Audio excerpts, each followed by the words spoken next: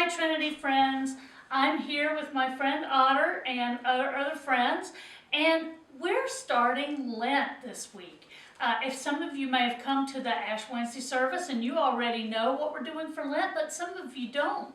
And so I'm going to talk for just a minute about the Stations of the Cross and how we are going to be walking with Jesus in the Stations of the Cross through Lent. And one of the ways we're doing that is that every week on Wednesday, when your family gets an email from the church, on that email at the bottom are going to be some coloring sheets, and they are on the Stations of the Cross. So the first week, and that's this week, on Wednesday, you should have received some coloring sheets.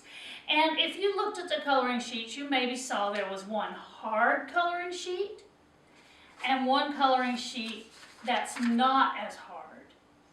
And so you can pick whichever one. If you've been coloring for a long time and you want to do the hard coloring sheet, you can do that. And if you are fairly new at coloring, or if you still are working on staying in the lines and all that, well, then you can do this coloring sheet, and you don't have to stay in the lines. You can color any way you want to on these sheets. And if you really like how you colored one of these sheets, we would love for you to have your parents scan it and send it into the church for us so that we can use it on Good Friday. All through Lent, for the next 6 weeks, we are going to be talking about Jesus and about the story of Jesus and the cross.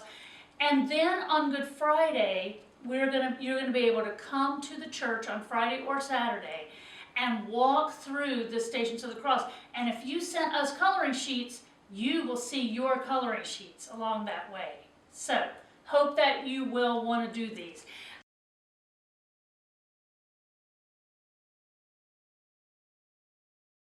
You also got, besides the coloring sheets, a devotional. And there's a devotional for adults and there's a devotional for children. And so I hope that you will read those. I hope that your family will do those together.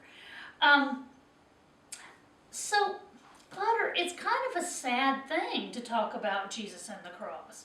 And we're going to be talking about it for a little while. But that's okay, because sometimes sad things happen. And we have to talk about sad things the same as we talk about happy things, right? Yeah. You've had some sad things happen in your life, Otter? Yeah, me too. I think everybody's had times when they have felt sad.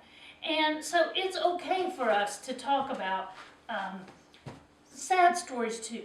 It is. So I have two stories I want to talk about today. One story is something that happened right after Jesus got baptized. Now, getting baptized, that's a very happy thing. And Jesus was excited about being baptized. But right after he was baptized, he went out into the wilderness, and that just means a place where there isn't much stuff, a desert. And he went out there because he wanted to listen very closely to what God wanted to say to him about his life, what his baptism meant, and what his calling was in life, and what he was supposed to do with his life. And so I'm gonna talk about that story for a minute, Otter. Are you ready to listen? And are you ready to listen? It's called Jesus Gets Ready. Now remember, this was right after Jesus' baptism. How can I show people how to live in God's way? Jesus wondered. Jesus went out into the desert. He found a lonely place where he could think for a long time and listen to God. But for a while, Jesus didn't seem to be hearing God at all.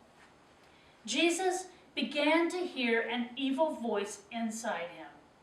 The voice talked about the wrong way to be the Messiah. "Look," said the voice inside Jesus, "here's an easy way to be the Messiah. Turn these stones into bread. If you give people lots to eat, they will say you are the Messiah.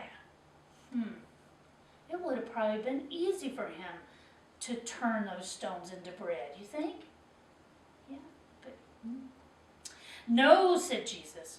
The scriptures have told us people need more than bread. They need God's love. Well then, said the voice, go to the top of the high temple. Jump off. God will help you. You won't hurt yourself. Then everyone will say, you are the Messiah. Well, that's not a very good plan, is it? And Jesus said, nope. The scriptures have told us, don't try to test God. So I'm not going to do it. I'm not going to do that. Well then, said the voice, go to the top of a mountain. I'll show you the hills and the valleys. I'll show you all the cities and towns. You can be the boss of everything if you worship me instead of God. Then everyone will say you are the Messiah. That's right. You've been listening, Otter. Do you think Jesus said yes to that one? No, no, said Jesus. The scriptures have told us, serve only God. Don't serve anyone else. Bah, said the voice. I'll get you later. Jesus was weak from not having any food. He was tired from all the thinking and praying he had done. Jesus knew that being the Messiah would be very hard, but he felt strong inside. Jesus knew God had been with him there in the desert. God had helped Jesus choose the right way. Now, Jesus was ready to show people how to grow in God's way. And I like that story, Otter, because, you know, Jesus was getting ready to become he was getting ready to start his ministry. He was getting ready to heal people and talk to people about God and help people. And before he did that, he wanted to get ready. He wanted to make sure that he was doing it the right way. And I like that story. I like how he prayed to God and listened to God about the right way. Okay, Otter, so I told you we had 2 stories today. And the second story happened a long time after the first one. That first story was about Jesus at the very beginning of his ministry, getting ready. And now this story is something that happened near the very end of his life. And Jesus knew that he was getting near to the end of his life because things were getting very dangerous. There were lots of people who were angry at Jesus, and he knew that he was in trouble and that something bad was going to happen. And so he went with his disciples, and he was praying in the garden, and he was afraid. So let's talk about that story for a minute. Jesus prays in the garden. Jesus and his disciples finished eating a meal together. They sang a song, and then they went to a place called the Mount of Olives. Yes, there were olive trees there. That's why it was called the Mount of Olives. Yes, you are so smart. The night was very dark. All of them were worried and afraid, so they sang quietly as they walked. They came to a garden called Gethsemane. Please sit here under the trees, Jesus said to the disciples. I want to go over there and pray. Peter, James, and John, would you come with me? This is a hard time for me. I need some of my friends near me. The 4 of them walked over to a lonely place. The night was dark, but Peter could see that Jesus was crying. I am worried and afraid, Jesus said to Peter. Please stay with me while I pray to God. Peter, James, and John had seen Jesus pray many times, but they had never seen him pray so hard. Oh, my Father, oh God, does this have to happen? Isn't there any way I can get out of this? Jesus prayed. Jesus was quiet for a long while. Then, almost in a whisper, he said, Not what I want, God, but what you want. When Jesus finished praying, he looked over at Peter, James, and John. They were asleep. Jesus woke them. Couldn't you just stay awake with me for a little while? He said sadly. Never mind. I understand. In your mind, you want to stay awake, but your body is tired. Jesus began to pray again. He stood very quietly for a long time, listening for what God would say to him. Just like in the desert, right? Then Jesus whispered, I will do what you want me to do. Jesus looked at his disciples.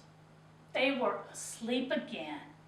This time, Jesus didn't even try to wake them up. He just began to pray some more. Jesus prayed to God for a long time. He didn't say many words. Mostly, he seemed to be listening. Then he went back and woke up the disciples. Wake up, he said. The time has come. Here come some people who are very angry with me. Okay, so these two stories, I like listening to these two stories together because they remind us that when Jesus prayed to God, he didn't talk a whole lot. He listened a whole lot, yeah?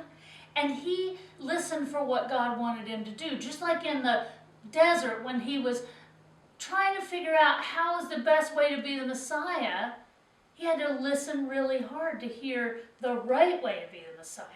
And then when he was in the garden and he was afraid and he knew that some bad things were going to happen, he prayed again and he prayed, is there any way we can just like not have it happen, you know? But sometimes things happen and they're going to happen. And Jesus had to say, okay, God, it's going to happen and I'm going to be ready because I know that you're with me. He was listening carefully to hear that God was right there with him, even though it was a scary time. Yeah. So those are good stories, And